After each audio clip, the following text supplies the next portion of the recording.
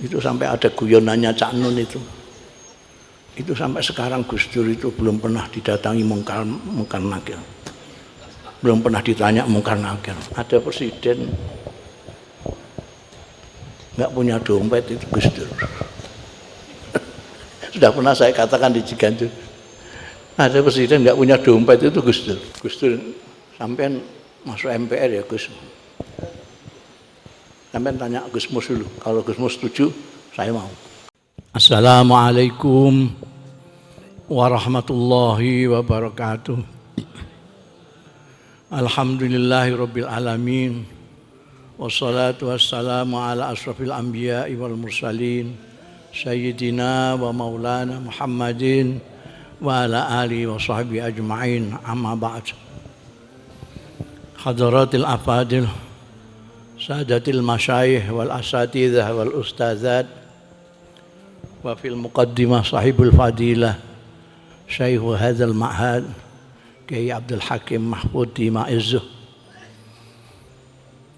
Bapak Wakil Menteri Agama, Ibu Gubernur, Ibu Wakil Gubernur dan segenap pejabat yang hadir baik sipil TNI maupun Polri, ibu-ibu, bapak-bapak, saudara-saudaraku semuanya, teristimewa keluarga besar Bani Hashim, Bani Wahid dan Bani Abdurrahman Wahid yang saya cintai. Pertama-tama saya harus memanjatkan puji syukur kehadirat Allah Subhanahu wa taala yang telah memperkenankan saya pada malam hari ini sowan di majelis yang berkah ini untuk bersama-sama panjenengan semua memperingati Khaul almarhum wal maghfurlah Gus Dur Kiai Haji Abdurrahman Wahid yang ke-16. Mudah-mudahan perjumpaan kita pada malam hari ini mendapat ridho dari Allah Subhanahu wa taala, barokah manfaat fid dini wa dunya wal akhirah. Tadi anak saya Yeni Wahid bertanya-tanya kenapa Gus Dur seperti itu. Sebetulnya jawabannya itu menurut saya itu memang Gusti Allah menyintainya. Jadi kalau Gusti Allah menyintai hambanya, Allah bersabda kepada malaikat Jibril, aku menyintai. Maka malaikat Jibril mengatakan kepada para malaikat, Allah dan saya menyintai, maka kalian cintailah. Lalu orang-orang di dunia pun menyintainya. Jadi saya tidak akan mengatakan Gus Dur wali, sebab saya takut nanti saya dianggap wali. Sebab layak riful wali illal wali. Saya hanya mengatakan bahwa kalau saya itu kumpul Gus Dur sejak di Mesir. Bahkan ketika Gus Dur itu kayak kucing memeti itu, di Jakarta itu gonta-ganti kontrakan. Selalu kalau saya ke Jakarta mesti ke tempatnya Gus Dur. Gus Dur tidak mempunyai amaliyah yang membuat dia menurut teks itu dicintai oleh Allah. Misalnya sholat sunatnya qobliyah, ba'diyah, duha, enggak. Sebab dicintai Allah itu ada dua. Ada yang dari sisi kita berusaha. Caranya sampai sholat fardu dinus tambahi dengan nawafil, insya Allah jadi wali. Tapi ada yang dia dari sana, dari atas, memang disuka, dipilih. Menurut saya itulah Gus Dur. Wong sembayangnya ya biasa-biasa saja, wiridannya ya dititipkan orang. Gus Dur itu wiridanya banyak tapi dititip orang. Ini dibaca iki macam ping 35.000 bagi mbek kanca-kanca. Saya tahu karena saya kawannya. Jadi Gus Dur itu dengan kata yang singkat, Gus Dur itu adalah orang yang sudah selesai dengan dirinya. Gus Dur itu adalah orang yang sudah selesai dengan dirinya. Sekarang ini banyak orang yang ilmunya banyak, umurnya panjang, tapi belum selesai terus, tidak kunjung selesai dengan dirinya. Masih urusan dirinya saja, nggak selesai-selesai. Gus Dur itu adalah tokoh yang sudah selesai dengan dirinya. Karena itu tidak ada yang repot bagi Gus Dur. Ucapannya yang viral itu, gitu aja kok repot. Artinya tidak ada yang repot untuk Gus Dur. Ada yang menyebut Gus Dur itu, ya pokoknya kemanusiaannya itulah. Ada yang demokrasinya itulah, toleransinya itulah. Tapi menurut saya ya memang karena beliau dicintai oleh Allah Subhanahu wa Ta'ala. Itu sampai ada guyonannya Cak Nun itu sampai sekarang Gus Dur itu belum pernah didatangi Mungkar Nakir, belum pernah ditanya Mungkar Nakir, karena masih ada saja orang yang di situ. Konon kabarnya katanya Ainun itu malaikat Mungkar Nakir itu nanti menanyai orang yang sudah ditinggal orang. Kalau yang ngantar sudah pergi semua, baru malaikat Mungkar Nakir tanya, marah buka segala macam. Nah ini mulai dimakamkan, itu terus nggak ada orang yang pergi. Jadi nggak ditanya-tanya sampai sekarang. Kata Cak Nun. Jadi sampai sekarang kan Gus Dur belum ditanya-tanya sama Mungkar Nakir. Mungkin juga sungkan sendiri ya.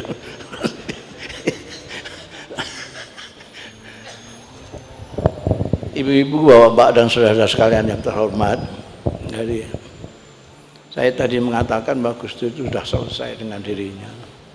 Banyak sekali tokoh-tokoh itu sudah jadi pemimpin, sudah tua, sudah ngalim, tapi tidak pernah bisa melepaskan dirinya. Gus Dur itu sudah selesai dengan dirinya. Nggak kepingin apa-apa. Ada presiden, saya gasai itu kan, ada presiden nggak punya dompet, itu Gus Dur. Sudah pernah saya katakan di Ciganjur, ada presiden nggak punya dompet, itu Gus Dur. Padahal saya yang bukan presiden, bukan apa aja, dompet saya 2, untuk rupiah 1, untuk dolar 1. Gus Dur nggak punya dompet, beli bakso pinjam Lisa, pinjam Alisa putranya, pinjam Lisa untuk beli bakso. Makanya Kiai Husain Muhammad Cirebon itu bikin penelitian dan bikin buku judulnya Sang Zahid.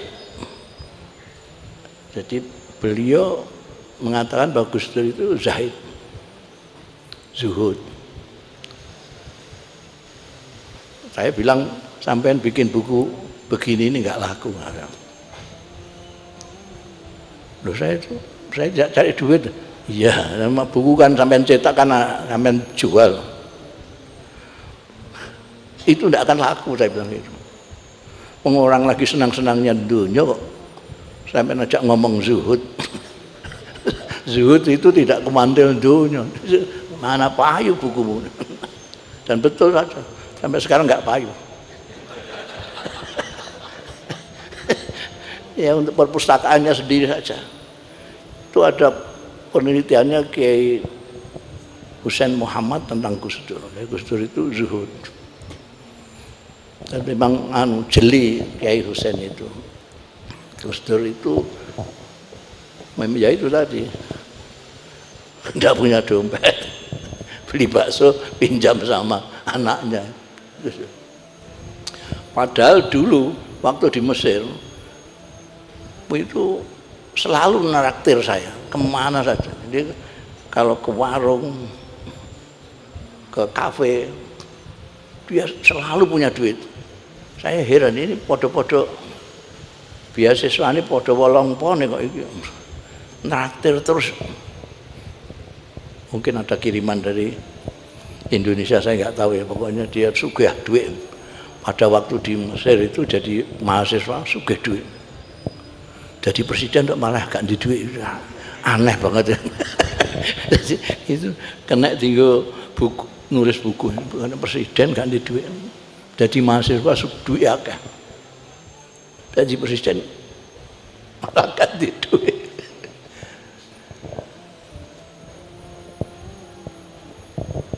Yang saya perhatikan Gus Dur itu, di samping yang sudah saya katakan tadi, Gus Dur itu tesdik, cara Jawa ini tesdik, nggak tahu bahasa Indonesianya apa itu. Siapa yang ditunjuk ini kok jadi ya jadi betul. Tesdik, bukan klonek, tesdik karena dia melihat orang ini begini, oh ini nek jadi gini. Saya pernah diberitahu, awakmu kalau ingin nyambut gawin dengan Kang Mas Puri ini langsung. Itu kawannya dia waktu di Irak. Ikut tangani dolar itu. Betul. Berarti Kang Mas Puri ini usahanya luar biasa. Jadi kalau sampean kepengen jadi bintang film ya. Makanya karena aneh sekali, Gus Dur itu pernah jadi ketua, bukan hanya juri, ketua juri film Indonesia. Saya dikasih apa diktat-diktat yang isinya film-film Indonesia itu, bintang-bintang filmnya barang itu. Beliau yang menetapkan film terbaik ini, pemeran utamanya yang nomor 1 ini, itu ilmu kondial. Allah yarham Cak Nur Khalis. Itu pernah rasan-rasan sama saya. Gus Dur itu piye ya? Loh, geneman tentang film.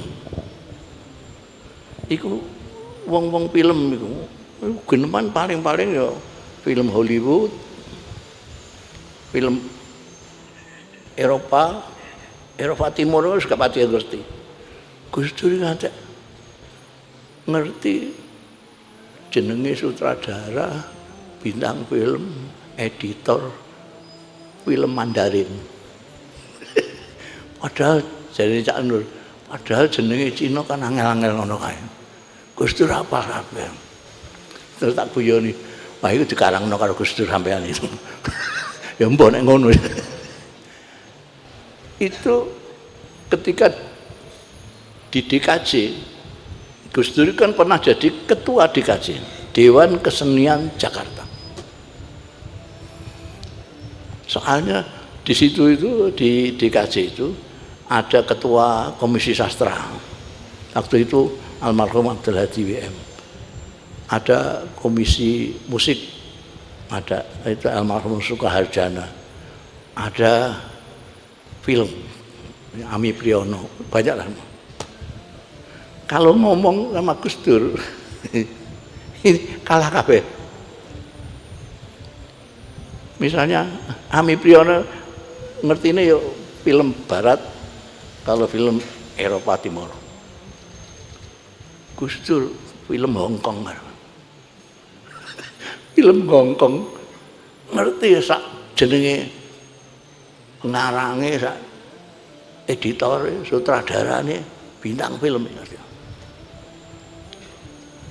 Sing ngomong sastra Abdul Hadi WM, dia ngerti paling sastra barat, sastra Melayu.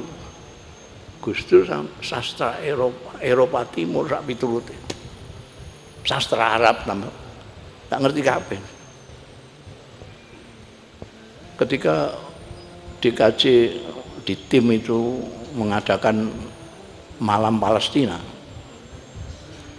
Gus Dur bicara tentang sastra Arab.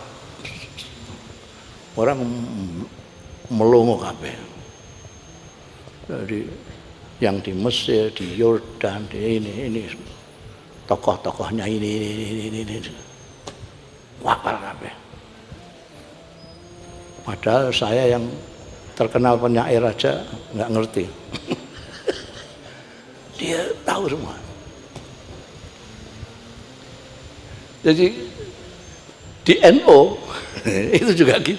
Di NU ini ada tokoh yang seperti Dr. Fahmi, itu Kang Masnya Bunyai Ida. Dr. Fahmi itu bukan hanya kawan, saudara, tapi saling menghormati dua-duanya ini. Dua-duanya itu dulu mengimpikan jauh hari, dua-duanya, baik Mas Fahmi maupun Gus Dur, masing-masing itu mencalonkan masing-masing untuk jadi presiden. Jadi jauh hari itu Dr. Fahmi sudah mencita-citakan Gus Dur jadi presiden. Sampai saking kepinginnya itu Gus Dur dimasukkan ke MPR. Waktu itu Dr. Fahmi kan dekat sekali dengan Pak Parjo Rustam, terus siapa itu wakil presidennya Pak Harto itu, orang-orang Golkar itu. Dia bisa masukkan lah. Gus Dur, sampean masuk MPR ya Gus. Sampean tanya Gus Mus dulu. Kalau Gus Mus setuju, saya mau. Kalau enggak. Dr. Fahmi ke saya. Sampean kan setuju kan? Belum sudah begitu. Sampean nggak setuju kan? Kalau Gus Dur masuk di MPR. Enggak. Saya langsung enggak setuju aku. Loh kenapa? Gus Dur tidak akan bisa mempengaruhi mereka yang di Senayan itu. Malah, jangan-jangan Gus Durnya malah yang terpengaruh. Kata Dr. Fahmi, saya kaget. Itu yang kita harapkan. Gus Dur terpengaruh mereka. Loh, piye maksudnya? Loh, sampean kan lihat tahu sendiri kan. Dia mau ngisi seminar yang datang pakai Mercedes, pakai BMW segala macam. Gus Dur gelantungan, yang narasumbernya gelantungan bis, bajunya batik cekak, sing wis seminggu gak salin, sandalan sisan. Tokoh yang pakai mobil. Nah itu kan seniman. Nah kita itu kan ingin Gus Dur tidak jadi seni, tapi jadi pemimpin bangsa. Terus maksudnya ya kok bukan lebonan ngene MPR terpengaruh apa? Loh artinya biar dia bisa sepatunan, bisa dasinan. Dan ternyata betul Dr. Fahmi. Akhirnya ketika jadi presiden, Gus Dur bisa sepatu necis, bisa dasian segala macam.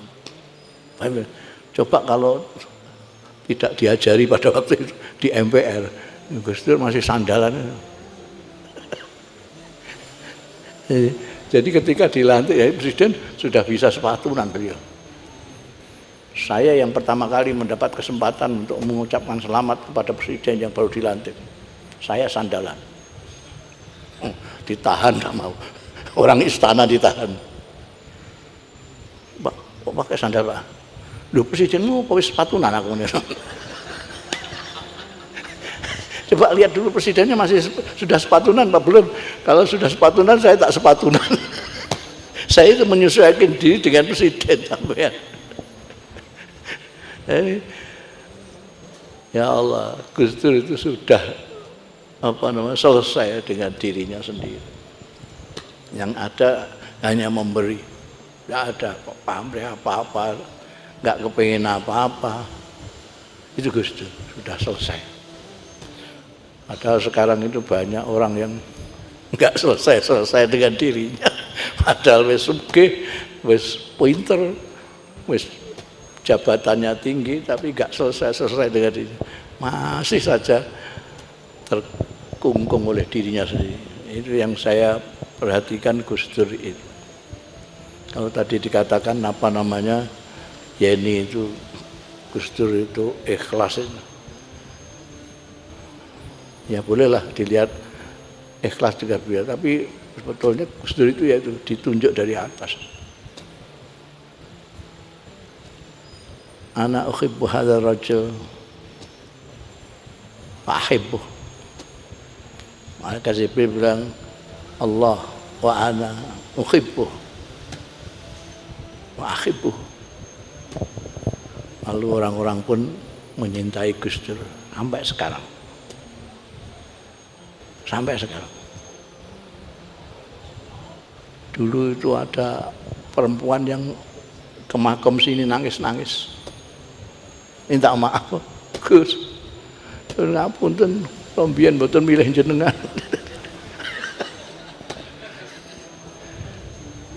Banyak sekali cerita-cerita sesudah Gus Dur itu wafat.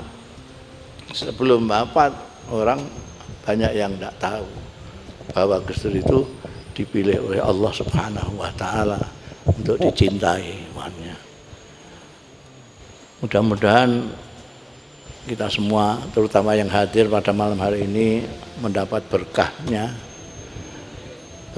Gus Dur, berkahnya Kiai Wahid, Kiai Hasim, seluruh ini apa namanya Tebu Ireng ini berkahi semua ini, berkahi semua, Insya Allah pahlawan semua, meskipun yang ada benderanya cuma 2, bendera merah putihnya cuma 2 itu.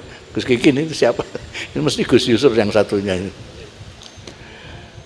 Sebetulnya mulai Kiai Hasyim Asy'ari, Kiai Wahid Hasyim sampai Gus Dur itu pahlawan nasional semua. Pahlawan nasional betul oleh negara Indonesia ini. Bukan anggapan kita tok gitu. Kan anggapan kita. Pahlawan itu siapa sih? Kalau menurut kamus, pahlawan itu adalah tokoh yang menonjol keberanian dan perjuangannya untuk membela kebenaran, keadilan. Dan itu sesuai dengan Gus Dur. Jadi sudah benar kalau pemerintah menetapkan Gus Dur sebagai pahlawan nasional, kan sesuai kamusnya lah. Jadi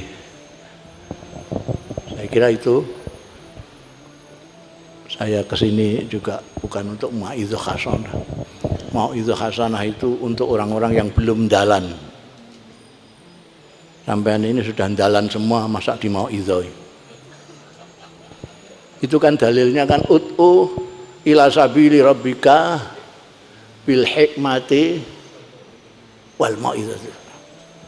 Ud'u ila sabili rabbika itu tidak ada maf'ul bihnya. Ajaklah, siapa yang diajak? Tidak ada. Makanya tafsir Kementerian Agama terus dikai kurung. Ajaklah kurung manusia. Quran dikurung-kurung itu. Karena ini tim penafsir ini nggak ngerti sastra. Nggak ngerti sastra. Itu kan ajaklah ke jalan. Artinya siapa yang diajak? Yang belum jalan. Ajaklah naik bis. Siapa yang diajak? Yang belum naik bis. Kalau sudah naik bis, kok diajak naik bis itu gimana? Ajaklah ke jalan Allah. Lah sampean semua sudah di jalan Allah, kok saya ajak lagi gimana? Malah mungkin sampean lebih dalan daripada saya. Itu salah kaprah, tapi sudah namanya di Indonesia ini salah kaprah kan banyak. Dah mau'izah hasanah, nanti diganti tausiah dianggap mau mati. Itu sudah mau'izah hasanah. Sebetulnya mau'izah hasanah untuk yang enggak jalan. Sampean semua sudah jalan, enggak perlu di mau'izah hasanah sampean. Apalagi kok bantah-bantahan wajadilhum billati ya hasan. Itu bukan dengan sampean. Saya kira itu, mudah-mudahan sekali lagi kita mendapat berkahnya ini. Sohibul ashabil makamai semua, dari Gus Dur sampai ayahnya, mbah-mbahnya, terutama Mbah Hasyim Asy'ari. Mbah Hasyim Asy'ari itu satu-satunya orang Indonesia yang mendapat gelar Hadratus Syekh. Yang mendapat gelar Syekh itu 2 orang, setahu saya. Satu dari Lasem, Syekh Masduki. Yang satu dari Sawunganten, Cilacap, Syekh Mas'ud. Lalu Hadratus Syekh masih. Dulu lakop untuk kiai-kiai yang sudah dugdeng, syekh. Lebih dugdeng lagi Hadratus Syekh. Dan sampai sekarang belum ada yang dugdeng. Ya cuma satu itu. Hadratus Syekh tidak pernah tambah. Satu. Hadratus Syekh Hasyim Asy'ari. Kalau syekh mungkin masih ada tapi enggak kecatat. Mudah-mudahan kita mendapat barokahnya. Saya itu percaya kepada barokah. Sampean percaya enggak percaya, sak dongakno juga dapat berkah.